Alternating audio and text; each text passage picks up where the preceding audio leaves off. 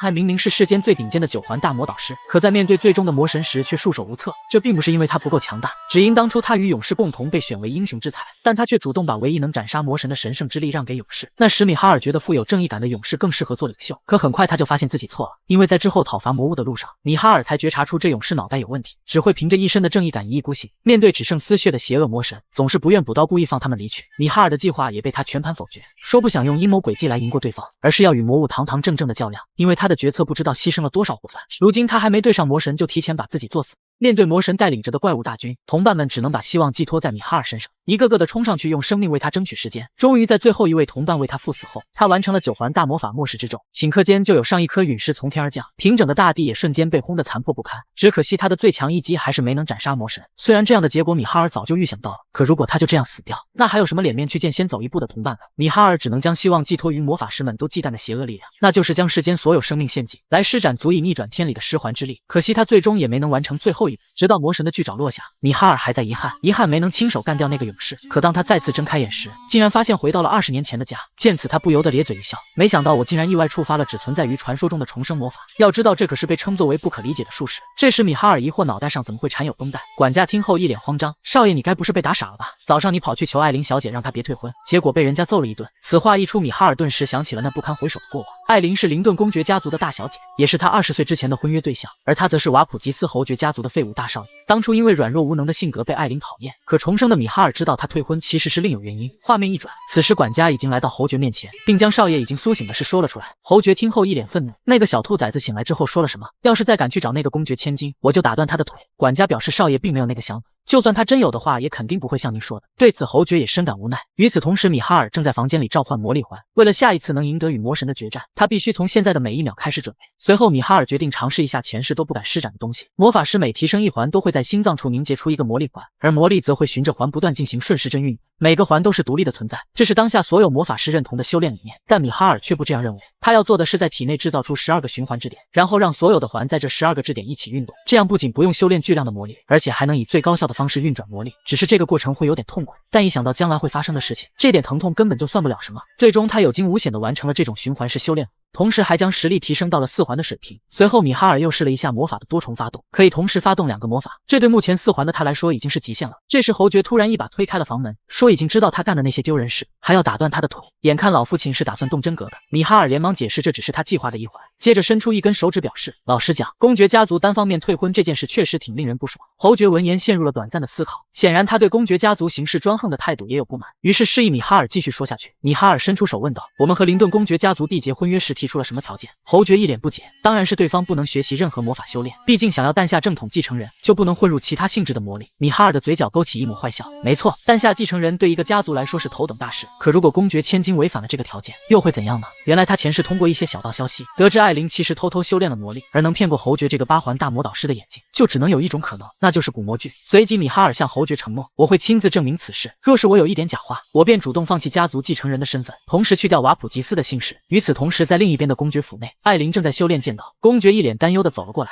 那天之后米哈尔那边没什么反应吧？艾琳让父亲放心，那个傻子是不会发现异常的。听到这话，公爵也多少放心了下来，毕竟就算他家是有名的魔法世家，也不可能发现他女儿身上的古魔具，而且他家今天还要为迎接帕斯洛夫伯爵家做准备，这次里安·帕斯洛夫也会到场。里安不仅是帕斯洛夫伯爵家的唯一继承人，也是一个被称为下一代剑圣的剑术天才。艾琳觉得这样的人才能真正配得上他。就在这时，一名骑士来报，公爵大人，有人前来拜访。公爵一脸迷惑，难道是帕斯洛夫家的使节来了吗？可这也未免太早了点吧？骑士磕磕巴巴地说道，不是帕斯洛夫伯爵那边的人，而是瓦普吉斯少爷。公爵听后心里一惊，立马让守卫传报今天家族有约，让他改日再来。另一边站在公爵大门外的管家依旧担心，少爷你如今在家族中的名声已经不太好了，这次确定还要再来丢脸吗？闻言米哈尔一脸自信，管家你别担心，一切我都已经计划好了。恰好这时骑士回来传报，非常抱歉米哈尔少爷，公爵大人和艾琳小姐今天都不在府内，您还是下次再来吧。米哈尔听后没有多说什么，反而是转身就走。就在骑士刚想松一口气时，却发现对方竟在不远处找了棵大树坐下。骑士询问他想要做什么，米哈尔慵懒地表示一路上有点累，现在想在这里休息一会。骑士心想帕斯洛夫家族的人马上就要到了，可不能让这个废物少爷与他们碰面。就在他伸出手想要强行带米哈尔离开时，米哈尔的脸色却突然间黑了下去。纵然你们已经单方面悔婚，但我好歹也是你们家小姐的未婚夫，更是瓦普吉斯家的继承人。人，给我放手！见到米哈尔狠厉的表情，骑士连忙惊恐地把手松开。米哈尔拍着刚才被骑士拽过的胳膊，麦考因骑士，我问你，你觉得自己有对我动手的资格吗？面对米哈尔的质问，骑士连忙惶恐地跪倒在地，在下不敢，心中想的却是，这家伙明明早上还在我面前大气都不敢喘一下，现在怎么突然像变了一个人似的？接着米哈尔一字一句地说道，想让我离开，那就让艾琳立刻来见我。待骑士将话传回去时，艾琳却一脸轻松地表示，我去见他便是，只要像早上一样把他暴打一顿就好了。骑士则有些欲言又止，而此刻米哈尔正在树下盘算着，我要找的两个家族居然主动地聚在一起，我已经迫不及待想要见到帕斯洛夫家族的李安了。李安是他重生前的伙伴之一。这时管家突兀地问道，少爷，你是不是瞒着侯爵大人偷偷修炼别的功法？您刚才在一瞬间展示出的力量，绝不是三环魔导师所能拥有的。尽管我不是魔法师，但在侯爵大人身边伺候多年，也锻炼出较强的眼力。米哈尔知道管家想说什么，他怀疑自己为了提升境界使用了某种禁术，随即他很自然地把手递了过去，让管家随意检查。而在接触到手的一瞬间，管家才发现少爷不知何时竟然达到了4环魔法师的境界，而且也没发现使用过禁术的痕迹，这才放心了下来。恰巧这时艾琳走了过来，你又来做什么？该说的话我们上次不是已经说完了吗？闻言米哈尔掐着腰起身道，你是已经说完了，可我还没说完呢。艾琳以为对方还想死缠烂打，让他不要再做无用功了，回家洗洗睡他不香吗？别急嘛，有事慢慢说呀。怎么今天有贵宾要来吗？听到这话的艾琳表情变得有些不自然，米哈尔露出了诡计得逞的笑容。里安·帕斯洛夫可是一个从不关心家族政治地位，一心只钻研剑术的男人，他大概率还不知道自己即将要见的家族发生了什么事吧。但有一点我可以提前告诉你，他非常讨厌不遵守约定的人。如果他知道自己想要订婚的对象曾单方面退过婚，那他肯定无法容忍。见艾琳一言不发，米哈尔便继续说下去，没错，我们确实可以通过协商退婚，但必须得有一个前提，那就是婚约本身没有问题。随即他的身子朝着艾琳凑近，艾琳小姐现在是不是可以请我进去喝杯茶了？面对这一轻浮的举动，身旁的骑士护主心切，竟一把将米哈尔推开。即便你是瓦普吉斯家族的继承人，也不能如此放肆。对此米哈尔直接被气笑了，你们林顿家族的骑士都这么没规矩的吗？不仅敢打断主人间的交流，现在居然还敢对贵族出手。闻言艾琳脸色一黑，立刻下令让骑士住手，并直接罚了他这1个月的俸禄。而他为了表示歉意，同意了米哈尔的请求，让他进公爵府喝杯茶。骑士提醒帕斯洛夫家族来了怎么办？等会再说吧。就这样米哈尔顺利进入了公爵府，看着眼前这些熟悉的装饰，忍不住感叹了一句，这里还是老样子。管家有些疑惑，少爷，我记得你是第一次来这里啊，你刚才感叹的样子怎么那么像一位历经沧桑的老人呢？这不禁让米哈尔有点生气，我才没有那么老。随即管家又担心起了安全问题，侯爵大人不在这，少爷您打算怎么办？米哈尔转头给了他一个微笑，你说什么呢？不是有你在我身边吗？你可比任何人都要可靠。很快众人便在艾琳的带领下来到了会客室的门口，米哈尔抬头表示自己有话要单独和你说。艾琳同意了，他让骑士和管家待在门外。来到房间后，艾琳示意他有话快说，米哈尔也不废话，开口第一句话便是你们撒谎了，你违反了订婚期间不能进行魔力修炼的这个约定。听到这话，艾琳的小手抖了一下，但脸上还是装得十分淡定，他笃定对方是在装腔作势，想借机套话。米哈尔，我可以明确的告诉你，我没有违反约定，如果你不相信，大可以亲自确认。而米哈尔等的就是他这句话，当然肯定不是要在这里检查，为了这次检查的公平公正，我希望你在即将到来的帕斯洛夫伯爵家族面前证明自己。艾琳先是一脸惊讶，随后愤怒地说道，你没有权利要求我这么做。对此米哈尔早有准备，他直接掏出了瓦普吉斯家族的象征物，持有这个就代表他现在说的每句话都代表着瓦普吉斯家族的立场，同样艾琳说的话也要为自己的家族负责。此刻他已经惊慌失措地低下了头。这时一直在门口偷听的伯爵推开了房门，艾琳，从现在开始你一句话都不要说。而米哈尔来这里的第一个目的便是结识这位林顿公爵，他乃是帝国排名第5的骑士，也是帝国12位剑术大师中的一位。可后来他却因为魔神失去了一切，在米哈尔眼中，他是应对未来危机所必须的人才。公爵有些错愕，他不敢相信眼前的少年会是人们口中的废物，难道是瓦普吉斯侯爵为你找出了龙之心？米哈尔却笑着表示，这怎么可能？我父亲的为人，公爵大人您还不清楚吗？他可是连尿壶都捧在手心的人，又怎会将龙之心找来给我？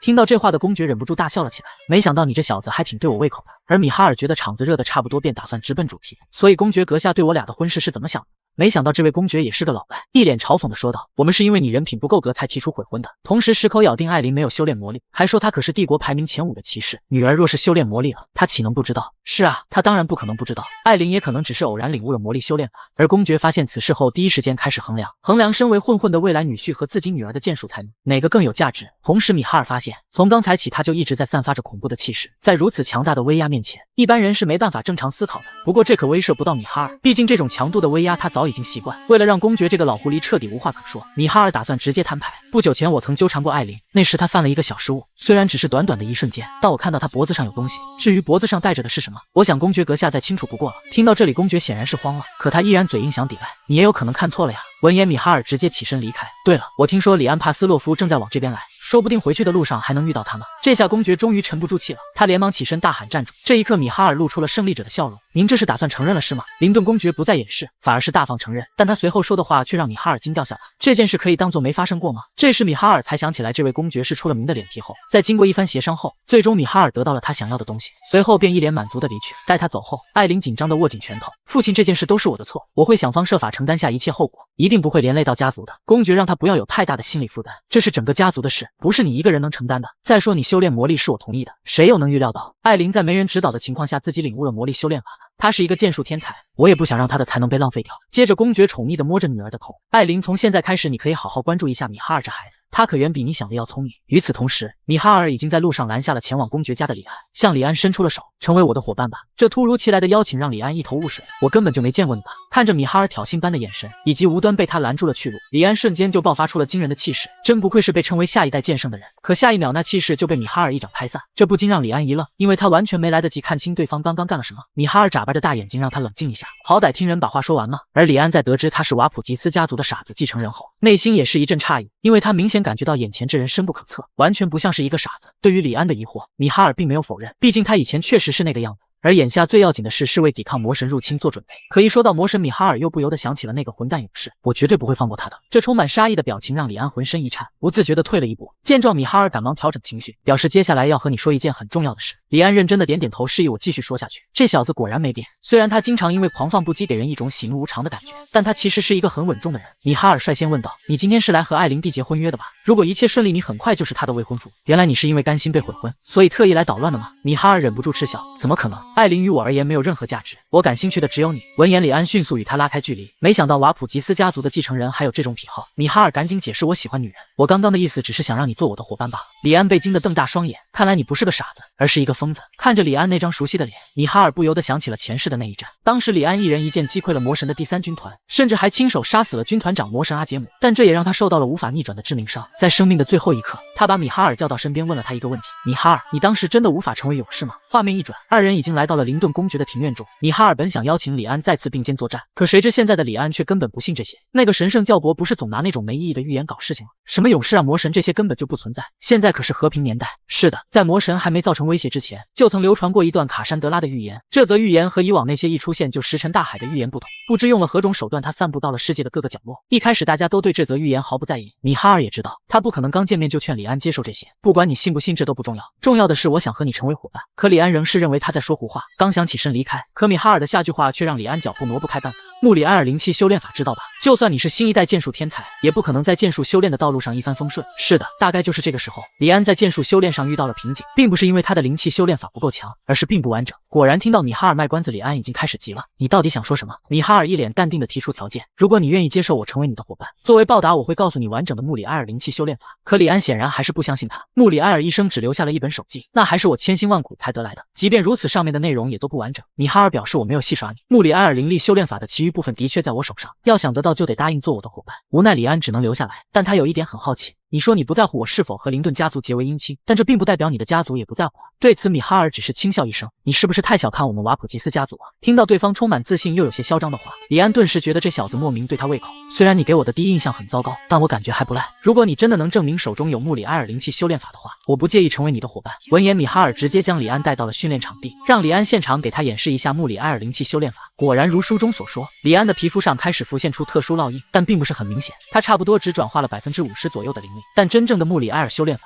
是能将这一数值提升到70%的。随即米哈尔拿起剑轻呼了一口气，下一刻他的皮肤上开始浮现出穆里埃尔的烙印。李安见到这一幕直接瘫倒在了地上，一个剑士才会的技能竟被他一个魔法师使出来了。他颤抖着声音质问道：“你真的是一个魔法师吗？”得到肯定的答复后，李安开始怀疑起了人生。我明明苦练数十年的剑术修炼，却比不过一个只练习了2天半的魔法师。接着他又陷入了深深的懊恼中，因为他刚才由于太过惊讶而没有看清，这把他急得直接失去了贵族的风采。你就不能告诉我修炼法的完整内容吗？接着他又开始自言自语，也对，这么珍贵的修炼法，你肯定不会那么容易告诉我。没想到米哈尔却满不在乎地说道：“可以啊，你想知道我告诉你便是，只是这个地方不太方便，到时候你到我家找我吧。”而这修炼法本来就是李安的东西，前世他知道自己终究会死，于是便将这修炼法完整的交给了米哈尔，现在不过是物归原主罢了。可就在米哈尔要走出公爵府大门时，却见林顿公爵早在这里等候多时了。米哈尔不禁感慨，这家伙真是个老狐狸，刚才那一幕应该全被他看到了。没想到下一刻，公爵竟直接对他鞠躬道歉，表示这件事是他们家族做的不对，无论米哈尔想要任何补偿，他都会全力满足。对此，米哈尔也客套地表达了歉意，今天冲撞了公爵大人，还请见谅，祝艾琳小姐能和李安少爷有个好结果。公爵有些无语，忍不住阴阳道：“我怎么就觉得这桩婚事没有希望了呢？”米哈尔笑着说道：“我只是给了李安另一个选择而已，毕竟他是个很谨慎的家伙。他一直都认为艾琳会选择退婚是因为米哈尔不够格，但他这次亲眼见到了对方的实力和人品，就会发现传闻并不属实，悔婚背后也有问题。不过公爵认为这些都已经不重要了，他今天在见到了米哈尔的一番表现后，有了比李安更在意的人，我们还能重新取得瓦普吉斯家族的信任吗？”米哈尔笑着表示：“当然，只要你们拿出足够的诚意，我们随时欢迎。”说着，他还抛出了一个极具诱惑的条件：如果有一位优秀的老师可以指导艾琳剑术，您会怎么做呢？听到这话，公爵有些心动，他今天见识到了米哈尔那超凡的剑术理解，肯定认为他的背后有一个很厉害的剑术老师。不过这一切要在我们两家修复关系之后才行。公爵忍不住认真思索了起来，你小子狡猾得很呀。而米哈尔刚回到家就被老爸揉着头一顿猛夸，不愧是我儿子，除了你还有谁能识破那个老狐狸的圈套？对此米哈尔回了个无语的表情。我去之前你可不是这么说的。侯爵连忙岔开话题说起了正事，在你回来之前，林顿公爵派人传了话，说是为了表达歉意，他们会亲自来我们家拜访。看来他们是想私了，求我们不要对外公开此事，毕竟他们家族信奉骑士道精神，这件事要是传出去对他们的打击很大。说话间，侯爵嘴角上扬，我们可以借此大捞一笔。他早就看不惯林顿家族那副狂妄的样子。对了，公爵还有没有和你说其他的？米哈尔表示也没什么特别的，他们只问我还能不能重新找回瓦普吉斯家族的信誉。我说可以，但前提是他们要表现出足够的诚意。闻言，侯爵露出满意的表情。很好，不管你实际上有什么情绪，不表露出来都是明智之举。米哈尔趁此机会向侯爵提出了一个要求，那就是让他对此事负责到底。侯爵犹豫了一下，最后还是同意了他这个要求。可就在米哈尔转身准备离去时，侯爵却突然出声把他叫住：“孩子，你今天表现得很棒。”那个从小就不懂事的孩子，如今看来是长大了。随后他站在窗边再次得意了起来，让我想想，要怎么才能让别人知道我摆了那老狐狸一道呢？回到房间后，米哈尔开始思考起了更重要的事。在前世，瓦普吉斯虽然身为帝国最强的魔导师家族，却在一夜之间名声扫地，而能让这么坚固的家族倒下，原因只有一个，那就是内乱。家臣们每天都在为了站在更高的位置上而争吵，而米哈尔也被众人利用，间接招致了家族的没落。而那个最大的带领者就是诺斯特拉子爵。接着他叫了一声身后的管家：“你可以叫诺斯特拉子爵来见我吗？估计他现在正在等我找他呢。”不一会，诺斯特拉子爵就来到了米哈尔的房间，满脸堆笑地说：“少爷，听说你找我呀？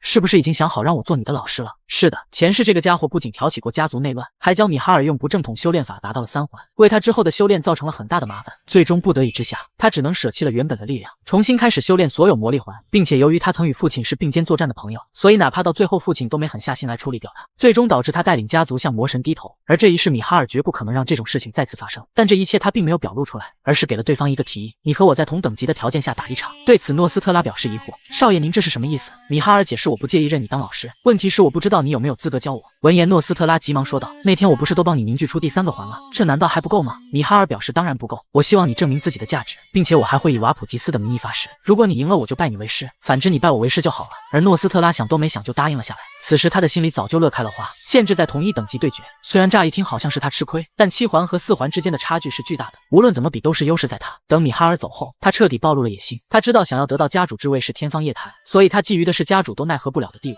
而米哈尔的出现给了他一个能更快达成目标的机会。就在他得意忘形之际，殊不知他早就踏入了米哈尔为他精心布置好的陷阱。不一会，管家就气喘吁吁地来到了米哈尔的房间，他已经得知了少爷要跟诺斯特拉子爵对决的消息，而消息被谁传出去的不言而喻，他这么快就把事情说出去了，看来很怕自己反悔啊。米哈尔淡定地叫管家平复下心情，但管家已经没法冷静。听说你输了还要拜他为师，那可是在助长他的势力啊。对此米哈尔并未否认，但你怎么就这么确定我会输呢？前世诺斯特拉向魔神信徒屈服的样子，米哈尔到死都不会忘记，而他必须要这么做才能引对方上钩。随即米哈尔向管家认真的提问：你知道诺斯特拉为什么那么狂妄却还能留在家族吗？管家想了一下，那是因为他和侯爵从小就是有交情的朋友。是的，没错，父亲实际上是个重情重义的人，所以他不会先出手处理诺斯特拉子爵，因此这个恶人只能由他来当，他要用这场赌局让对方安分下来。魔法师之间的赌约带有语言的力量，因此也受到魔法的制约，也就是说只要在赌约中胜出，那么胜利一方就有绝对的主导权。但听了我的话，管家只是默默地掏出了辞职信，再听下去我可能会气得胃痛，所以我打算辞职走人。米哈尔挥手将管家手里的辞职信给烧掉，表示让管家相信他一次。诺斯特拉的7环也是用那不正统修炼法才得来的。所以他的实力很虚浮。也就是说，他可以模仿出七环魔法师拥有的气势，却无法在实际对战中赢过同等级魔法师。而在这之后，米哈尔又找到了侯爵，希望他能在这场比试中当个见证人。不出意外，侯爵也是很愤怒，并扬言要打断他一条腿。米哈尔则向侯爵坦言：“父亲，我并没打算要输，谁打赌不是为了赢呢？我既要赢得这场对决，又要让诺斯特拉给我当徒弟。”他本想着用这番话来感化父亲，没想到父亲却反手掏出了棍子，打算当场打断这个逆子的狗腿。无奈的米哈尔只好试着继续打动父亲：“诺斯特拉子爵是我们家族的家臣是吧？那我作为家族的继承人，驯服家族的家臣有错吗？”此刻父亲手中的棍子已经颠出了响声。你想过万一自己输了会怎么样吗？或者说我会对你怎么样？最终米哈尔只好向父亲承诺，为了家族的和平，如果我输了愿意献上一条腿。很快他便提前来到了魔法练习场，打算提前试验一下魔法。随着魔法能量在掌心汇聚，下一刻便有一发魔法导弹射了出去。魔法导弹跟随着他的手变换各种方向，虽然这只是个一环魔法，但那是因为它的缺点是精准度不够。像他这样能随意变换方向的话，他的威力将能比肩五环魔法。紧接着米哈尔轻声开口魔爆，下一秒魔法导弹直接在他的头顶上炸开。而这只是试验，他要做的程度还远不止这些。很快诺斯特拉子爵便已到位，侯爵也刚好到场。随着侯爵坐上主位，赌约也正式生效。只见侯爵手掌抬起，一道道魔法锁链缠绕了过来，将诺斯特拉的实力束缚在了4环。诺斯特拉率先抬手一个减速魔法，想要减缓米哈尔的速度，拿到对战的先机，而后者只是随手一个混淆魔法，便将诺斯特拉的魔法打断，还让他后退了几步。诺斯特拉根本想象不到米哈尔能学会这个技能，因为混乱魔法在4环魔法中属于最难的那。随即他便再次出手，火球和锋刃多重发动，施展元素爆发，并且还同时使用天崩地裂，让米哈尔的脚下寸寸崩裂，重心不。米哈尔见状立马释放了一个魔力屏障，轻轻松松的就将所有魔法给阻挡。按常理来说，诺斯特拉说的没错，刚达到4环的米哈尔是无法轻易挡住这些攻击的。但与剑术不同，魔法是一门很不公平的学问，无论再怎么努力，剑术上的实力差距都取决于肉体能力和灵力，可魔法只需要拥有一颗善于计算的头脑。想到这，米哈尔便施展出了刚才试验的魔法导弹，但与试验不同的是，这次是多重发动，瞬间无数发魔法导弹袭向诺斯特拉。身为7环魔导师的诺斯特拉一眼便看出其中掺杂的无数东西，自主操控、多重定式爆炸、系列魔力弹等等数十样技能夹杂在一起，这是4环魔导师所能做到的事情吗？对此，诺斯特拉只能勉强放个护盾抵挡，但在米哈尔的第2段爆炸下，他的护盾转瞬间瓦解。气急败坏的诺斯特拉质问他到底用了何种手段，这并不是以您的水平能使用出的招式，您肯定动用了什么被禁止的歪门左道。而米哈尔的拳头则愤怒地砸向了身后的柱子，子爵注意你的言辞，我可是赌上瓦普吉斯家族的名誉与你对决。见此，诺斯特拉颤抖地跪倒在地，是我失言了。随即米哈尔便再次使出了上一次的招式，这次又是数发导弹一起命中，卷起了滚滚浓烟，而诺斯特拉则狼狈地躺在浓烟之中。不过诺斯特拉很快便自信地站了起来，好，很好，您的表现已经超出了我的预期，但我这次要让你真切地体会到7环魔导师意味着什么。说着，面对同样的导弹，诺斯特拉当即使用了双重屏障阻挡，这次完完全全挡住了攻击。接着诺斯特拉再次使用出多重攻击，而这次不同的是，他发动的是3重4环魔法，就连侯爵都感到惊讶，感叹他到底对自己隐瞒了多少东西。而这场胜负他已经看出来了，这次诺斯特拉的攻势米哈尔是不可能挡住的。然而待魔法飞到米哈尔的面前时，他竟随手将那火箭握在手中，拳头轻轻攥起便将魔法给破解。承认吧，这就是魔法师才能之间的差距。而就在下一刻，上百发魔法导弹浮现在我周围，转瞬间射向子爵。我记得曾经有人说过，艺术就是爆炸。伴随着一阵猛烈的爆炸，诺斯特拉直接昏厥，失去了战斗力。但米哈尔却并不打算放过他，伸手就是一个大嘴巴子，活生生将子爵给打醒。接着又是一发魔法导弹直接对脸发动。眼见诺斯特拉子爵要认输，米哈尔又是一个大闷拳堵住了他的嘴。上一世他曾把死前想做的事列了个愿望清单，而其中一个愿望就是能亲手处决掉这个叛徒。眼见他再打下去，诺斯特拉可能真就要凉了，吓得侯爵连忙从主位上下来，制止了米哈尔手上的动作。而米哈尔此刻已经无法控制情绪，大喊道：“我怎么能停下？我还没听见他亲口认输呢。”而诺斯特拉其实已经被他打到说不了话了。父亲，求你了，让我再打最后一拳好吗？而父亲捏紧拳头问他有没有看到手腕上爆起的青筋，如果你再打他的话，我可能就要打你。最终侯爵宣布了此次对决的结果，并在诺斯特拉身下释放了个传送法阵，将他传送到了安全的地方。眼见米哈尔冷静了下来，父亲叫着他的名字，我完全没有料到你的实力竟在不知不觉间成长到了这种地步。你刚才短暂运用的招式是出自一位很久以前被称为邪道的魔法师吧？闻言米哈尔表示这只是偶然，但父亲显然不信，而他知道父亲想说什么。在很久以前曾出现过一位暗黑魔法师，他因为使用邪道而被其他魔法师排挤，最终悄无声息地消失在世间。米哈尔询问父亲，您不觉得是您之前太小瞧我了吗？父亲想了一下说道，的确如此，就算是暗黑魔法，若想使其完美生效，也需要运用者拥有空前的魔法天赋。随即父亲目光如注地看向米哈尔，所以你到底想通过这场对决向我表达什么？显然父亲是看出什么了，就算想挑选老师也没必要用这种方式。米哈尔只好向父亲坦白自己并不是意气用事，您因为情义从没想过抛弃诺斯特拉子爵吧？但他的野心日益疯长，必须得有人控制，所以以后子爵的一切就都由我来掌控。而此刻的诺斯特拉正坐在自己的房间抓狂，他竟被一个刚到4环的毛头小子打败了，并且瓦普吉斯侯爵见证对决的整个过程，他肯定无法推翻这个结果。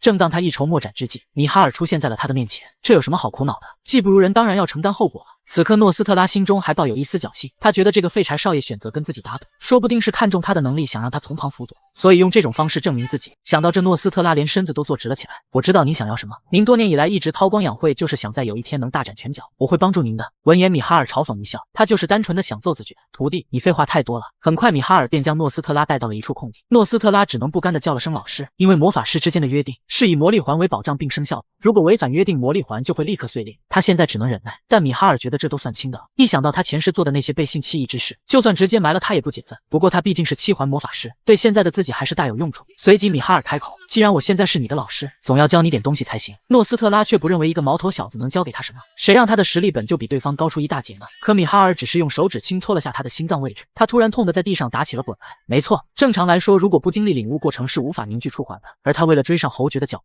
用邪道跳过了领悟的过程，虽然达到了7环的实力，却也付出了惨痛的代价。从他上次战斗时就能看出，在决斗过程中你一直在捂着胸口吧？这是只有魔力环处于极不稳定状态下才会有的症状。我可以断言，以你目前的状态，根本坚持不了多久。诺斯特拉有些失神，您是说我当不了多久魔法师吗？而米哈尔则做了个抹脖子的手势，不，你理解错了，我是说你会死。眼见诺斯特拉有些动摇，米哈尔告诉他，想活命的方式只有一个，那就是让我将你那些用不正当手段获取的魔力吸收，这样就能让你那濒临崩溃的魔力环重新凝结。可就算这样，诺斯特拉还是强烈抗议。他好不容易才到达7环，怎么可能说放弃就放弃？米哈尔立刻否定了他的想法。你现在凝聚在体内的不是魔力环，而是随时会要你命的东西。前世这家伙就是逐渐被邪道凝聚出的魔力环蚕食，最终才没有抵挡住魔神的诱惑。你只是因为觉得不如我的父亲，才通过邪道勉强达到了7环。你的成就华而不实，没有任何意义。你以为父亲不知道你急迫的心情吗？听见米哈尔提到侯爵，诺斯特拉终于有了些动容。您的意思是侯爵阁下他知道这一切？没错，父亲他全都知道。你应该明白我话里的意思。现在你知道想利用我来掌控这个家族是多么可笑的事了吧？至此，诺斯特拉终于悔悟了。侯爵之所以一直不戳破他，是真的把他当做了朋友看待，哪怕他对家族动了心思。最终，诺斯特拉接受了米哈尔的提议，在他的一番操作之下，实力瞬间提升到了5环，而诺斯特拉也降到了5环的实力，但目前还是没办法松懈。按照预言的时间推断，魔神复活应该在7年之后。那时的人类无视了那则预言，结局很凄惨。哪怕魔神大军不是在全盛时期降临，都没有一个人能对付他。直到魔神一拳打死了帝国第7骑士时，世人才意识到事情的严重性。可惜为时已晚。于是，在魔神已经占据帝国的半壁江山后，神殿才匆匆选拔了一批勇士，组成了一批魔神讨伐军。没错，就是米哈尔所在的讨伐队。那个无人相信的预言家卡珊德拉比他小2岁，现在应该是18岁。据说前世因为没人相信他的话，他就独自跑出了神殿，并消失得无影无踪。所以这一世的他又在何处呢？这时管家来到了房间，说有客人来访。不用猜也知道是李安。果然，他一见到米哈尔就追着要修炼法，而米哈尔则表示在此之前他要增加一个条件。李安听后立马拍桌站了起来：“你在耍什么花招？不是说只要我和你去神殿查看那则预言就好了吗？”米哈尔则表示只是在那条的基础上增加一条，不会让你吃亏的。那就是你们领地是不是发现了一个地下城？我对那个地下城很感兴趣。是的，在前世帕斯洛夫伯爵家一共派出过5次调查团，但几乎无人生还。帕斯洛夫家族格外执着于与林顿家族的婚约，也是因为派出多次调查团导致了资金困难。见米哈尔说的有理有据，李安知道瞒不下去了，但他有个疑惑，这件事被他们立为家族机密多年，一直隐藏得很好，难道是家族里出了奸细？那倒不是，我只是从佣兵界传出的消息里推测出来的。李安只好坦言他做不了主，这件事最终还需要他父亲来做决定。随即米哈尔准备出发去帕斯洛夫领地，但在此之前他要将去帕斯洛夫领地的事禀报给侯爵，而侯爵大人在听到此事后强烈抗议，怀疑儿子是不甘心被林顿家族退婚，想要去帕斯洛夫领地大闹一通，还掏出了他当年当近战法师时所使用的魔法道具。米哈尔只好向父亲解释并不是这样，而是有其他目的。父亲，您会选择相信我的吧？听到这话，父亲终于放下了手中的魔法道具。侯爵一直都是相信他的，哪怕前世的他自甘堕落，但侯爵直到临终前都对他充满信任。但这却让米哈尔更加心痛，他曾无数次后悔，为什么他在父亲去世后才慢慢的活得像个人？这也是他放弃成为勇士的原因之一。为了稳住父亲的情绪，米哈尔透露出这也是处理林顿家族的一环。闻言，父亲便让他放手去做了。而这时，米哈尔突然感到房间里有另一个魔法波动。父亲，您还约了其他人吗？父亲眼神一瞥，没有，你看到什么了吗？米哈尔表示应该是他看错了。而就在他离开不久后，管家从房间中现身，伯爵眼神一瞥，虽然只是一瞬间，但他好像发现了你的存在。你作为管家一直在旁边观察着，那孩子应该有什么发现吧？管家表示，少爷这段时间的确发生了翻天覆地的变化，他变得洒脱，对魔法的运用能力也大有长进，但我可以保证他并没有使用邪术。少爷可能是晚了一步发掘了自己的才能，不过在瓦普吉斯家族突然觉醒并不是什么奇怪的事，毕竟现在瓦普吉斯家族可是继承了历代先祖的意志。侯爵感叹了一句，代代相传的潜能吗？而就在米哈尔和李安准备好马车后，管家也气喘吁吁地跑了过来。见状，米哈尔一脸不解，你身体又不好，为什么还执意要跟来啊？管家表示这是侯爵大人的吩咐。米哈尔无奈地看着管家的表演，这的确是个挑不出毛病的李人，但他不会真以为自己不知道他的真面目吧？很快的马车就驶进了帕斯洛夫领地。李安见米哈尔一直在一脸凝重地看着外面，问道：“你板着脸干什么？我们领地看起来很落后吗？”而米哈尔回答：“恰好相反，你的父亲是一位很优秀的领主。从街上的整体氛围和居民的表情来看，领地被管理得很不错。说直白点，表面功夫做得再华丽也毫无意义。重要的是领地居民对生活满不满意。你的父亲是一位很有能力的领主，你可以为他感到骄傲。”而李安听到这些话后，露出了满意的笑容。没想到我能从瓦普吉斯家族的人嘴里听到这种话。你说的没错，我们领地这么优秀，全是父亲的杰作，我也的确很尊敬他。米哈尔对李安的回答毫不意外，因为在前世李安就一直为自己生于帕斯洛夫家族而感到骄傲，哪怕是家族只剩他一人时也是。很快，李安就来到父亲那里禀报米哈尔瓦普吉斯来了。听到这话，伯爵立马开始疯狂嗑药。我冷静下来了，你继续说吧。李安继续说道。米哈尔瓦普吉斯现在就在楼下的会客室。闻言，伯爵再次拿起药瓶开始嗑剩下的半瓶。再次冷静下来的伯爵表示，目前都在承受范围内，再没有别的事了吧？李安思索了一下，除了他发现我们领地内有地下城这件小事外，就没有了。闻言，伯爵的脸色立马黑了下来，并开始在怀中摸索了起来。反正我当家主也待够了，我这把老骨头该退位了。而他有这个反应其实并不过分，因为瓦普吉斯家族的地位比他们要高很多。如果被他们发现了领地有地下城的话，地下城肯定会被抢走的。李安表示他并没有要将地下城抢走，还说要帮助我们，并且还会告诉我穆里埃尔灵气修炼法的完整内容。听到这话，伯爵立马慌忙起身。你确定过吗？李安回答是的，虽然他只是短暂的向我展示过，但真的很厉害，而且我已经与他立下了约定。你应该知道魔法师立下的约定威力有多大吧？听到这话，伯爵认真思索了起来，他居然拿这么珍贵的穆里埃尔修炼法当条件，那个地下城里到底有什么东西？想着，伯爵当即站起身，我要亲自和米哈尔瓦普吉斯谈谈。不出意外，米哈尔很快就让伯爵松了口，因为他拿出的条件是1天之内亲自攻略地下城。很快，3人组成的探险小队来到地下城的入口。李安一马当先，想要先去探路，可下一秒他的精神一阵恍惚，随即便失去了身体的控制权。原来是米哈尔对他施展了暂停魔法，因为地下城从入口开始就已经被布下了陷阱，他这样贸然冲进去只会瞬间失去入场资格。紧接着，米哈尔抬手一个火球术，在火焰冲入门的那一刻，一个看不见的屏障便被打碎了。就这样，3人顺利的进入了地下城内部。李安好奇地打量着周围，疑惑这地下城像是很新的样子。米哈尔表示这里的时间是静止的，状态也被维持在刚建好的样子。而就在这时，米哈尔伸手拦住了他们的去路，因为前方正有着一支哥布林军队。李安提议回去调集士兵，米哈尔却出声制止了他。李安，你要记住，这只是第1道关卡，而且这里一开始就是为了让人独自攻破而建造的。说罢，他用匕首开始刮起了墙上的粉末。李安疑惑问他在干什么，而米哈尔则展示手中的粉末，这可是能让哥布林为之疯狂的东西，而且这种宝石粉末还具有置换作用。随即他用魔法将粉末团成了一个个小球，然后朝哥布林方向抛去。在一阵耀眼的白光过后，哥布林们竟开始自相残杀了起来。想要攻破这座地下城，不仅需要实力，还需要思考。只要拥有对哥布林这一物种的理解和对魔法的洞察力，就能轻松地通过第1关。这时米哈尔发现一只哥布林的尸体在闪烁着光芒，掏出来一看，竟是一只亚空间口袋，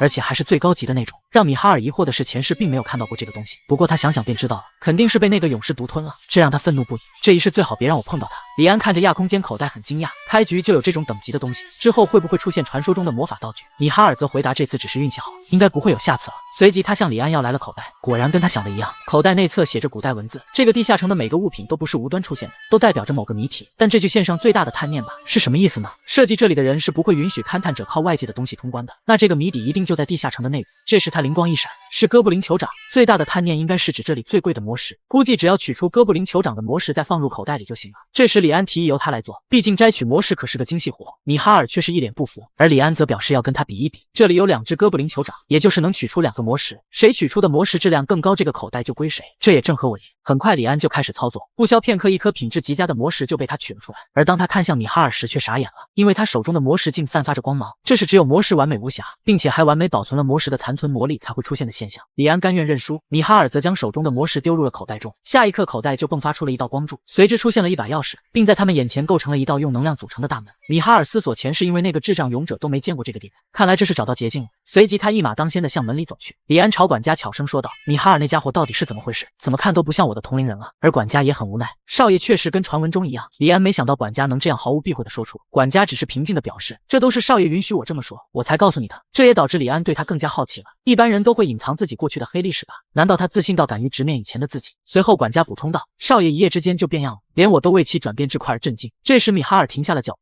面前又出现了一道巨大的石门，看来这是跳过了其他关卡，直接来到了第4关。而他则解读这门上的古文字，别试图猜透我。保险起见，他给管家和李安都施加了保护精神的魔法。随着米哈尔踏入大门，眼前突然变为了一片黑暗，随后在他面前出现了伤痕累累的李安。臭小子，好久不见了。接着他紧抓着米哈尔的肩膀，愤怒道：只有你一个人从这个地狱中逃了出去，你这个逃跑的卑鄙小人。闻言，米哈尔表情平静，我认识的李安是不会对我说这种话的。接着他的气势陡然一变，你别玷污我的朋友。随着他的话语落下，幻象也逐渐消散。接着他看到管家率先跑了过来，随后2人开始寻找李安，很快就见到了蜷缩在地上正浑身发抖的李安。他的幻象是家族的期望，虽然他对这一切都感到自豪，但这些无形的压力也在逐渐侵蚀他的精神。而看到米哈尔走近，李安那无神的眼睛望了过来，心中想着，如果米哈尔瓦普吉斯他死了，这座特别的地下城是不是就归我们家所有？想到这里，安已经拔剑朝米哈尔走了过来，只要这么做对家族有利，就是正确的做法。而米哈尔只是抬手释放了数发魔法导弹，李安的眼神就立马变得清澈了起来。苏醒过来的他还心有余悸，米哈尔真是个可怕的家伙。而随着3人慢慢深入，周围的雾气开始越来越浓，米哈尔推测应该是有人为了见他而特意布置的。很快他在镜头便见到了一位坐在亭子里的少女，我已经等你很久了。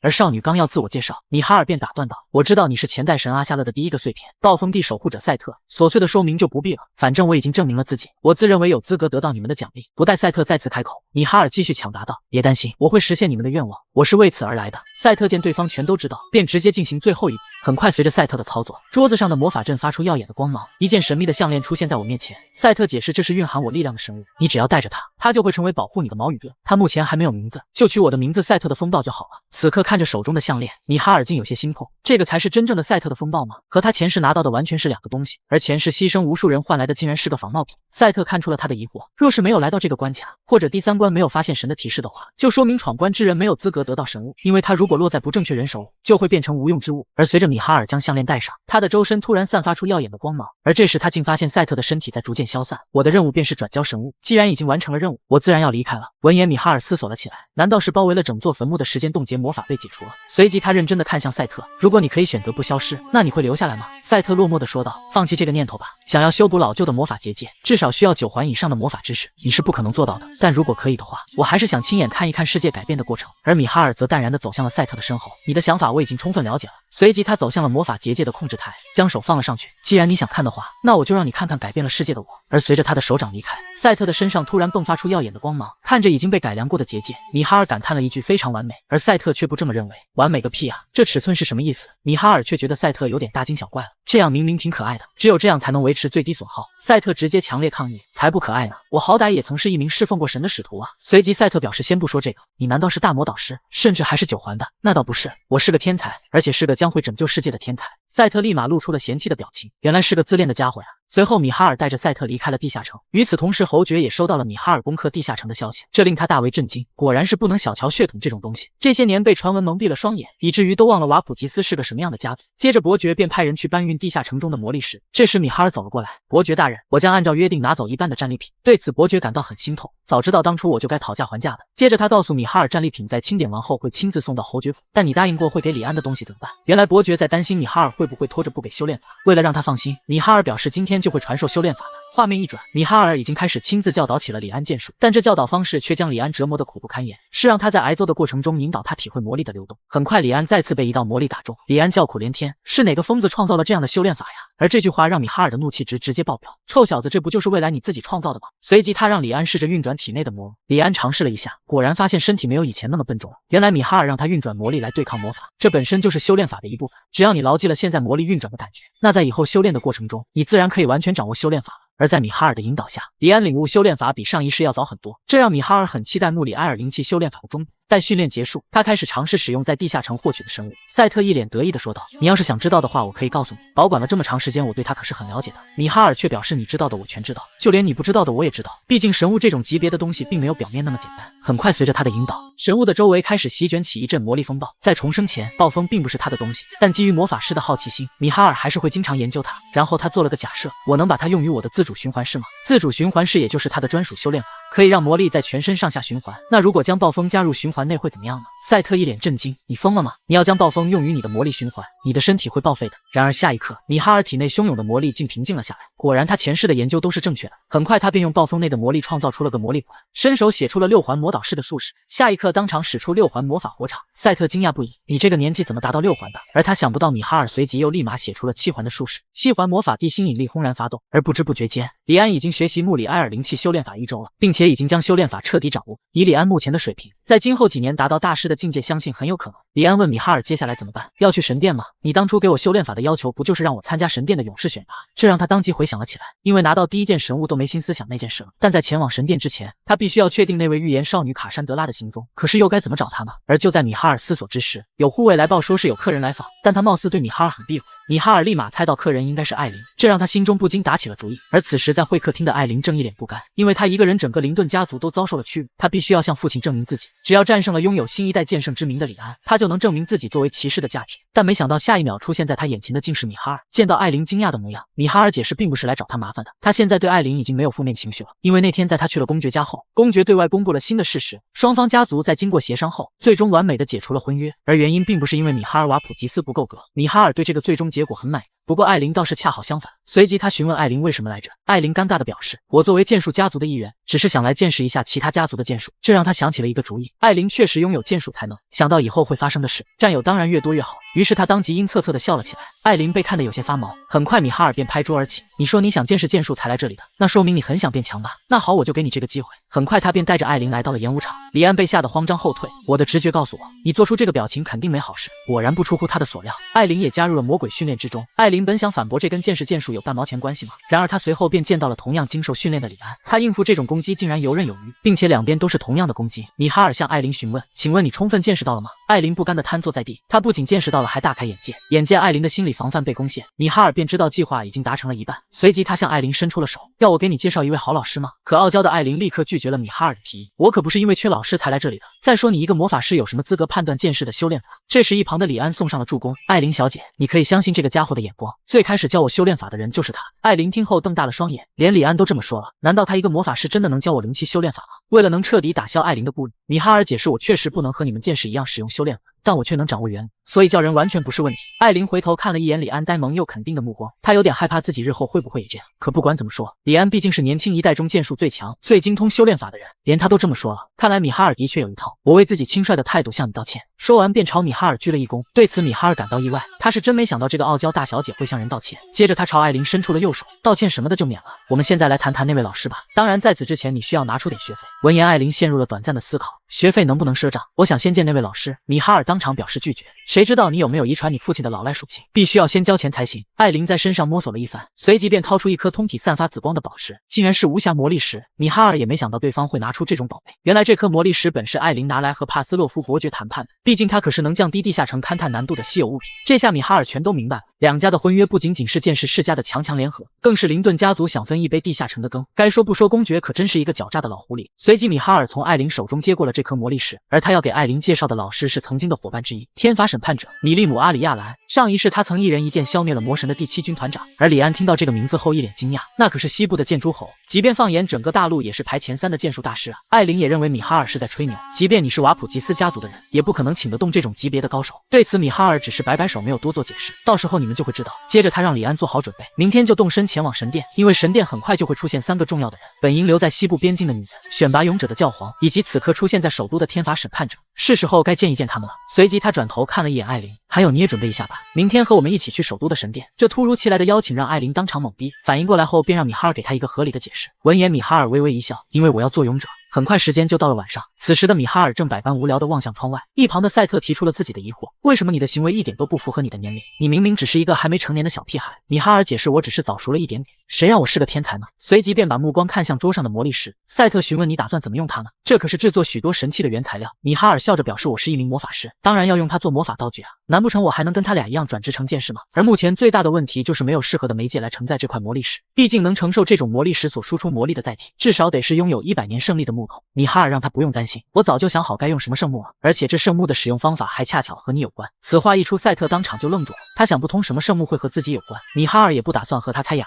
因为他要找的圣木正是世界树的枝条。想到我时间回溯才1个月，就说服了2位剑术天才加入我的小队，而艾琳更是送了我一颗无暇魔力石。为此，我打算用它炼制一件神奇级的魔法道具。目前只差一根能充当媒介的百年圣木，于是我将目光盯上了赛特，因为只有他掌握的世界树的枝条，才能承受得住无暇魔力石的魔力。赛特也没想到我竟然知道他这么多秘密，随即开始强烈抗议。你昨天才从我这拿走赛特的风暴，现在又想要世界树的枝条，我可不是你的小金库。其实并不是赛特不想给我，而是他现在根本就拿不出来。当然这一切我都知道。我告诉他并不是立马就要做出魔法道具，目前还处于准备阶段。接着我打算先提炼魔力石，因为宝珠才是魔法道具的核心零件。随着我将魔力注入其中，魔力石上瞬间就形成了成千上百条的魔法回路。身为神使的赛特一眼就看出了我的提炼手法，特殊刻印、魔力控制、追加符文等等数十样能力夹杂在一起，这么高的熟练度真是一个小屁孩所能做到的事情。面对赛特的疑惑，我只是用天才这个理由敷衍过去，毕竟我总不能告诉他我是重生而来的吧。很快到了提炼的最后一个环节，只要将我的血液滴落到魔力石上，它就会感染我的魔力属性，慢慢变成一颗宝珠。可看着眼前这颗通体漆黑的珠子，赛特问出了他的疑惑，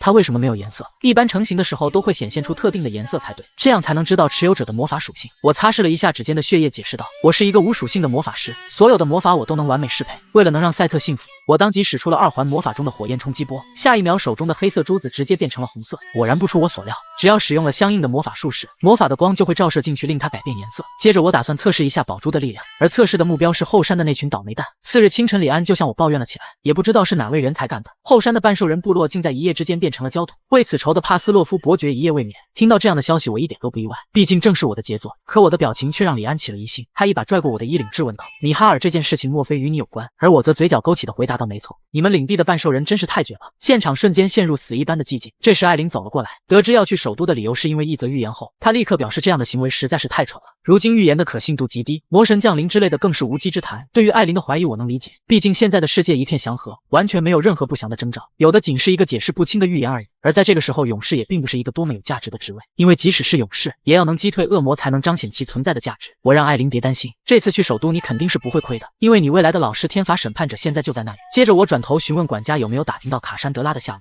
管家表示没有任何消息，就连神圣教国也找不到他的踪迹。随即他话锋一转，不过那位预言家在消失前曾留下过一句话，我会在那等着你的。还明明是大陆最顶尖的预言家，可在他预测出魔神即将降临世间时，却没有一个人肯相信他，甚至还将他驱赶出了神殿。但只有我知道他的预言是真的，所以我必须在此之前找到他。当我得知他最后一次出现是在神圣教国附近时，我便利用魔法阵第一时间带着李安和艾琳来到了首都。而李安显然是受不了这种远距离的空间传送，刚离开法阵就开始吐了起来，缓过来后又跟我抱怨为何不坐马车。我伸手指向远方，因为马车他可没有瞬移的能力。看着眼前壮观的景象，李安被深深的吸引住了。虽然他是伯爵家的大少爷，但因为封地偏远，加上家族并不富裕，导致他从来就没见过如此华丽的城市。而我和艾琳因为家族富裕的缘故，对这种景象早已习以为常。首都也没比我家领地壮观多少啊！可恶，又被你们2个给装到了！你们这些肮脏的上流阶级！就在我准备起身前往中央神殿时，赛特却示意我看向旁边的小巷。原来那里正发生一起抢劫事件。可为什么那个小女孩会给我一种微妙的违和感？难道她是？想到这，我立马伸手打算用暂停魔法救下她，可却被一位骑士抢先了一步。他一剑就将光头给劈飞数十米。虽然英雄救美很帅，但这种行为无异于是在自找死路，因为在首都的中心是不允许拔剑的，违者将会被摘掉头上的西瓜。我让他赶紧把剑收起来，自己可以当做没看到过。这时女孩也开口了，阿莱恩，快把剑收好吧。随后女孩向我礼貌地打了一声招呼，可她接下来的话却让我一头雾水。很高兴再次见到你，我明明是第一次见她，可她为什么要用再次2字？难道她已经看到我的未来了？这时身后的李安让我快点离开这个是非之地，因为旁边已经围满了吃瓜群众。我看了一眼，确实得尽快脱身。第一天就成为新闻人物可不是什么明智之举，只不过在走之前必须得做一件事才行。我对光头施展了禁锢魔法，随后便在他身上进行了一阵翻找。很快我就找到了一个包裹，果然这个小女孩就是自己要找的人。光头刚想狡辩这是他的东西，可当我拿出一个吊坠后，他就沉默了，因为这是神圣教国的信物，只有司祭级以上职位才能拥有。接着我又俯身在他耳旁说了一句，这位强盗大哥，麻烦你帮我转告那只狗鼠一声，就说瓦普吉斯家族的人在找他。随后我就将包裹交还给了小女孩，她先是沉默了一会儿，然后抬头问我需不需要她介绍一下身份。这云里雾里的话把艾琳和李安给听懵了，我们跟你们真的在一个频道上吗？这时管家解释，他就是我们一直在找的预言家卡珊德拉。而在另一边的下水道里，光头也将我的信息传递给了狗鼠，你是说瓦普吉斯家族的人正在找我，而且还是那个废物小少女？有点意思啊，不过你这次失手该怎么算了？你应该知道那个包裹对我十分的重要。光头刚想解释，狗鼠却不给他机会，直接出手了。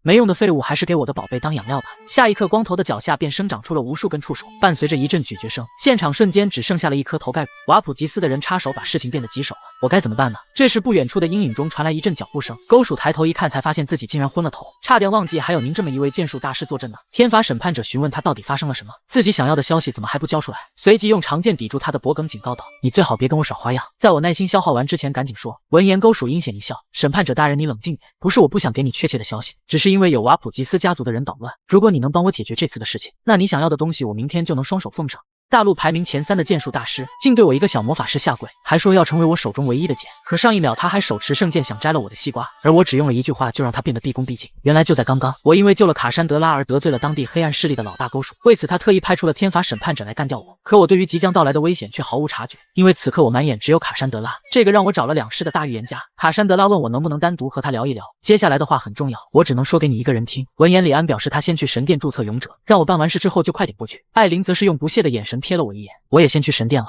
你注意点对方的年纪，可别一失足成千古恨啊！好家伙，我在你心中的人设是有多差呀！我拍了一下他的肩膀，让他小心点。如果你在神殿周围遇到危险，一定要喊出卡里亚曼这4个字。等3人离开后，我将目光瞥向一旁的卡珊德拉。所以你想对我说什么？他攥紧拳头，仿佛是下了一个很大的决心，随即对我大声喊道：“米哈尔，你是不是也曾收到过预言的祝福？”原来卡珊德拉从小便能看见关于未来之事的一些片段，这就像是一种本能，有时会看到朋友的死亡，有时则会看到倾翻的马车。虽然他每一次都在尝试阻止悲剧的发生，可无一例外结局都是惨痛的。而这次他更是看到了魔神降临和世界毁灭的场景。为了避免世间的生灵涂炭，他第一时间就将这个消息报告给了教皇，可对方却并没有把他的预言当回事，甚至还将他逐出神殿。就这样，他揣着无法和任何人共享的地狱生活了5年。可那种痛苦无时无刻不在折磨着他的精神。终于在他即将要崩溃的瞬间，脑中又出现了一则模糊的预言，一个男人站在烈焰中无条件的相信他所有预言，而那个男人就是你米哈尔瓦普吉斯。我听后用惋惜的口吻告诉他自己并不是预言家，也没有你的那种才能。卡珊德拉沮丧地低下了头，果然是这样吗？对不起，打扰到你了。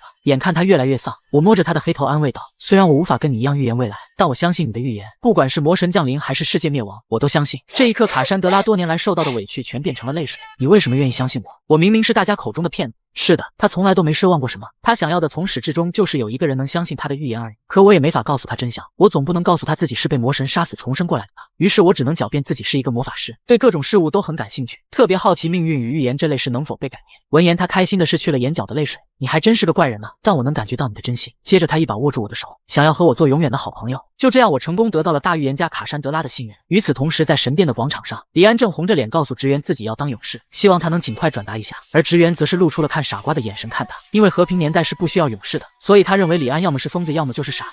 此时李安的脸已经红得像个猴屁股。米哈尔，你混蛋，把我骗来当勇士，结果你自己却不来，害我把帕斯洛夫家的脸都丢光了。身后看热闹不嫌事大的艾琳和管家则是一直在给他加油打气。就在这时，身后传来哒哒哒的脚步声，李安还以为是我来了，立马开心的转过头，可映入眼帘的却是一个身穿铁甲的女人，而她正是剑术大师天罚审判者。她一上来便直接亮剑，那个孩子如今人在何处？面对审判者所释放出的惊人威压，李安和艾琳一时间竟动弹不得。适应过来的二人迅速拔剑，虽然不知道此人的身份，但可以确定的是他绝对是一位剑术大师。审判者再次询问他们那个有预知能力的孩子在哪。这时李安才意识到对方是在找卡珊德拉，我似乎没有义务告诉你吧。可他话还没说完，审判者便一个闪现摁住了他的脑袋。没有义务，那我就赋予你这种义务。只听砰的一声，地面瞬间被他砸得寸寸崩裂，这恐怖的力量把艾琳给看呆了。可为了李安的小命，他只能鼓起勇气警告对方，这里可是首都的中心神殿，你要是敢在这行凶的话，会遭到教皇和帝国的无限期追杀。可审判者却丝毫不怕，小丫头，你怕不是忘了我脸上带有面具吧？没有人能确定我的身份，更何况帕斯洛夫这种小家族根本就不敢招惹我。区一个少爷死了再造一个就行。艾琳也没想到对方竟会这么狂妄，而且还油盐不进。就在他不知所措时，突然回想起了刚刚的画面，刚来首都就遇到了预言家卡珊德拉，还有米哈尔说过我的老师也在这里。难道眼前这位可疑的剑术大师就是我要找的老师吗？想到这，他便大声喊出了卡里亚曼4个字，因为我曾告诉过他遇到危险喊他就对了。果然，天罚审判者第一时间就放弃了要杀李安的念头，只是他要杀的目标转变成了艾琳而已。米哈尔，你这个混蛋，我诅咒你喝水被呛死，生儿子没屁眼。艾琳小姐，你这诅咒也未免太狠了点吧。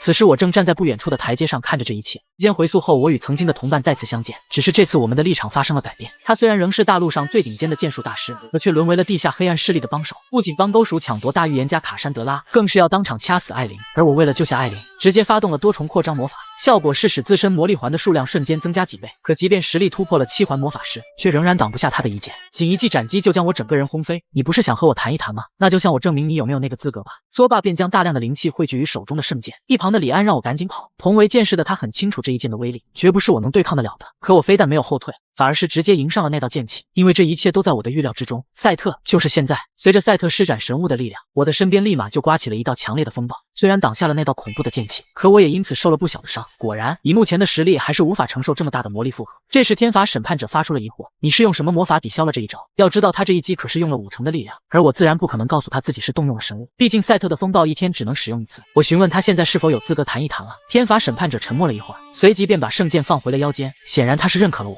接着我解释起了自己为何会知道卡里亚曼这个名字。我曾在2年半前遇到过一个重伤垂危的少年，那时他正漫无目的地向着某个地方走去，而我在给他水和食物后得知了他要去哪里，要做什么。听到这，天罚审判者一把握住我的肩膀，激动地质问我那孩子现在去哪里了。我却表示自己没有理由白提供情报给你，而且那个孩子也似乎并不想让我告诉你。随即我话锋一转，不过在此之前我可以先告诉你一件事，你现在帮的那个人就是差点害死卡里亚曼的元凶。得知这个消息你作何感想的米利姆？不对，我该称呼你为卡里亚曼的母亲才是。原来勾鼠不仅是首都最大的黑暗势力，同时还做着贩卖奴隶孩童的勾当。他会将那些贵族的孩子们调教成听话的物品，然后高价卖给暴发户，因为这些人都喜欢通过折磨高傲的贵族来满足他们变态的虚荣感。而卡里亚曼就曾在这铁窗后生活了数十年，此刻的勾鼠还在洋洋得意自己掌控了天罚审判者，殊不知天罚审判者已经被我说服，成为了我的同伴。与此同时，我们一行人进入了神殿的教堂里。我告诉大主教阿列伊想通过讨伐勾鼠成为勇士，可阿列伊却示意我这事有点难办，因为只是讨伐一个黑暗势力还不足以被称为勇士。那如果对方不是单纯的黑暗势力呢？闻言他瞳孔猛缩，你的意思是他们和异端分子有勾结吗？没错，就在刚刚我从米利姆口中得知一个消息，那就是勾鼠拥有操纵影子的能力。作为大主教的阿列伊自然明白这是什么意思，因为这是丑恶君主独有的能力，而丑恶君主就是曾经追随魔神的12只怪物之一。他沉思了片刻，随即掏出魔法钢笔要与我签订契约。如果你能证明勾鼠就是丑恶君主的化身，并且成功将其讨伐的话，那我便支持你成为勇士。随后我们离开了教堂，路上米利姆向我表达了谢意。如果没有你的出现，我到现在应该都还会被那个家伙玩弄于股掌之中吧？你真的可以帮我找到我的孩子吗？我告诉他可以，但你打算怎么报答我呢？闻言，米利姆拔出圣剑，嗖的一声就将其插入地面。我不喜欢跟人讨价还价，特别是涉及我孩子的事就更讨厌了。只要你帮我找到我的孩子并修复我们的关系，那我就会成为你唯一的剑，而这也正合我意。我接受你的条件。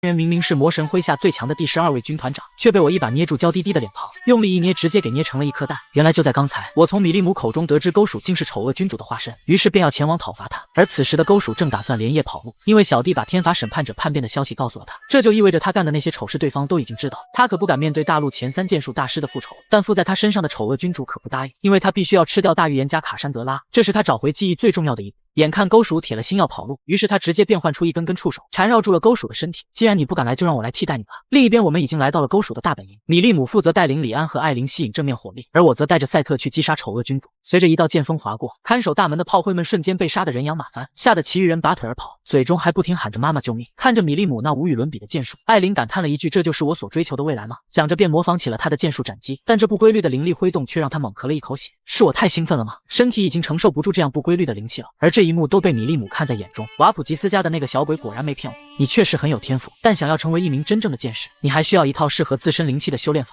闻言，艾琳的瞳孔猛缩，紧接着弯腰朝他鞠了一躬。我想不知廉耻的拜托您一件事，请您指导我剑术修炼吧。米利姆听后一口应下，随后转身让艾琳跟他离开，他要立刻教导艾琳。对此，艾琳显得有些犹豫。我们不用去帮米哈尔讨伐勾鼠吗？米利姆示意他放心，那家伙比你想象中要强得多。画面一转，此时的丑恶君主已经完全占据了勾鼠的身体。臭虫们尽管找过来吧，我已经迫不及待的想要吞噬你们了。突然一道神性气息让他警觉了起来，没想到在这个地方居然还能遇到阿夏勒的仆人，有些意思。为了确保万无一失，他准备用地牢里的孩子们来对付我。与此同时，我与赛特已经来到大门前，我通过感知魔法确定了丑恶君主的位置，就是在关押孩子们的地牢，这让我内心顿时有了一股不好的预感，同时也让我疑惑不已。吃掉那群小孩应该对他并没有什么好处，为什么要那么做呢？而赛特在听后第一时间就明白了对方的用意，他这是想将所有孩子们都当成人质啊！很快我就来到了下水道的密室里，在听到我的脚步声后，丑恶君主睁开了眼，你终于来了。他起身质问我将卡珊德拉藏在哪里，并告诉我只要乖乖听话，不但不会伤害我，而且还会放掉那群孩子。我自然是不会相信他的鬼话，甩了一个不屑的眼神让他自己体会。他凭什么这么自信？难道是因为阿夏勒的神物吗？但脖颈上的印记又证明他今日已经用过神物。最终丑恶君主认为我是在虚张声势，所仰仗的最后底牌不过是身旁的神使罢了。想到这，他便将手伸向后方，那里正是关押孩子们的牢房，而他手中散发出的阵阵黑气，霎时间就变成了黑色触手朝后扑去。我第一时间用出了护盾魔法，金色的光盾挡下了那些触手。丑恶君主见状露出了满意的神情，你比我想象中要厉害得多，吃掉你肯定能让我迅速变强。接着在周身释放出了更为恐怖的黑气，为了不让自己在战斗中分神，我让赛特去保护那群孩子，丑恶君主交给自己就行了。说话间，触手已经来到了我的跟前，我立刻用出了闪现魔法，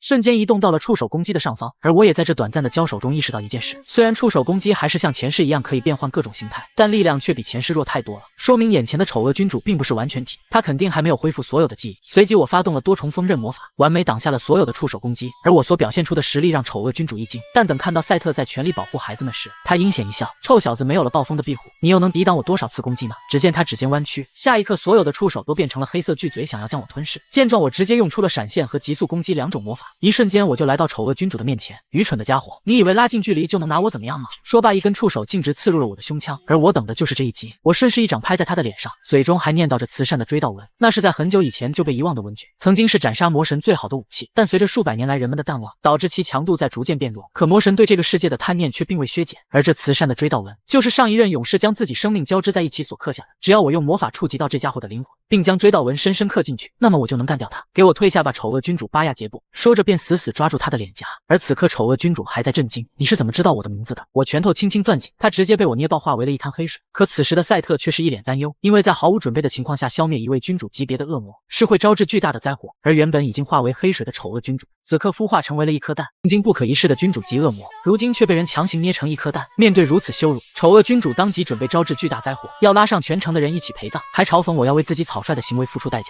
对此我则是自信一笑，你该不会真的以为我会毫无准备的杀死你吧？随即便在地上沙沙地画起了魔法术式。不消片刻，丑恶君主的脚下就出现了一个完整的魔法阵，但丑恶君主对此却是不以为意，因为他一眼就看出这只是一个7环魔法，想要破解诅咒至少需要8环魔法师的实力才行。是的，按照常理来说，目前我是无法解决这种诅咒的，但我前世可是世间最强的9环大魔导师，只要分析诅咒即可破解。因为诅咒的本质其实就是魔法的一个分支，而魔法在现实中是否生效则基于规则和公式。一般来说，施展魔法就如同解答数学问题，要经历计算和求解的过程，而我现在要做的就是逆向进行这一系列过程，如此魔法就会回归最初的状态。很快巨蛋就瘫软成了一大坨，只可惜诅咒不能完全破解，不过问题也不大，因为诅咒的强度已经被削弱不少了，而且我早已安排剑术大师在城中处理这种情况。随着丑恶君主愤怒的大喊一声去死后，他的心脏便开始扑通扑通的狂跳了起来，紧接着一股黑气便朝着上方喷涌而出，而我则是趁机进入到黑气内部，因为我要去确认一件事情，毕竟赤手空拳抵挡恶魔诅咒的机会可不常见。与此同时，在城市的上空冲出地表的黑气正朝四周发散着诅咒气息，不远处的管家在看到这一幕后感叹了一句，少爷真是不让人省心啊，居然给我这个老人家安排了这么多的事情。身后的米利姆则是发出了疑惑，你怎么会一直待在瓦普吉斯家族？米哈尔知道关于你的事情吗？管家却表示这些事以后再说，我们还是先解决眼前的问题吧。说着便朝黑气伸出手，让米利姆听他的指挥。米利姆听后轻笑一声，这让我想起了从前的时光。下一刻，一道耀眼的光芒便拦腰斩断了冲天的黑气。画面一转，在神圣教国的教堂外，大主教满脸堆笑地握住我的手，真没想到你能这么快就解决这件事，而且还是在没有给城市带来任何损失的情况下完成的。您还记得我们之间的约定吧？闻言，阿列伊先是一愣，接着表示当然记得，在勇士的选拔上我会公开支持你的。同时他还向我透露了一个消息，教国本部已经看中一名男人，就快要将他选为勇士了。对此我没有丝毫的意外，因为我很了解对方是谁，没错，就是前世那个混蛋勇士齐格佛德。就在我愣神之际，身旁突然传来了艾琳的声音，谢谢你帮我找到了老师，还有老师因为要找一个人马上就要离开了，我明白他这是来和自己道别的。接着艾琳扭捏地转过身去，她为之前退婚的事向我道歉。看着她那害羞的表情，我微微一笑，就像我上次说的那样，现在的我对你没有任何情感，你想怎样就怎样吧。闻言，艾琳自信地让我等着，下次再见时我的剑术一定会超过你的魔法。这时米利姆走了过来，我知道他是来问我他儿子的消息的，你放心，我会遵守承诺的。我现在就告诉你，你儿子在哪里。哈里亚曼如今就在神鹰佣兵团，